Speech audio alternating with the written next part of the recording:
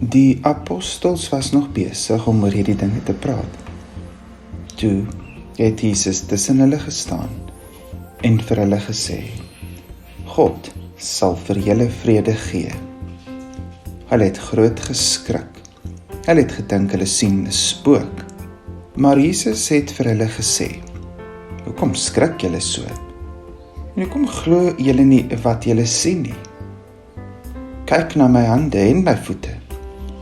Julle sal sien, dit is ek. Kom raak aan my, julle sal sien. Ek het 'n liggaam. 'n Spook het nie vleis en been nie. Jesus het dit gesê en hy het sy hande en sy voete vir hulle gewys. Hulle was bly, maar hulle kon nie glo wat hulle sien nie.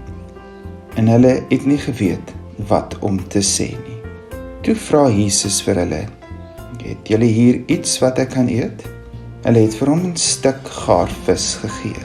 Jesus het dit geneem en hulle het gekyk terwyl hy dit eet. Daarna het Jesus vir hulle gesê, onthou julle wat ek gesê het voor ek gesterf het en weer begin lewe het. Ek het toe vir julle gesê, dat alles waar moet word wat in die boeke van Moses geskryf is oor my, en ook in die boeke van die profete en in die boek Psalms. Toe het Jesus vir hulle gesê hoe hulle die Bybel moet verstaan.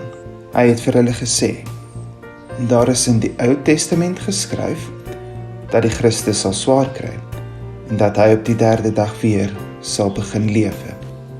Daar is geskryf dat die mense wat in God glo, vir al die volke moet vertel dat God mense se sondes vergewe as hulle in Christus glo en as hulle verander en lewe soos God wil hê.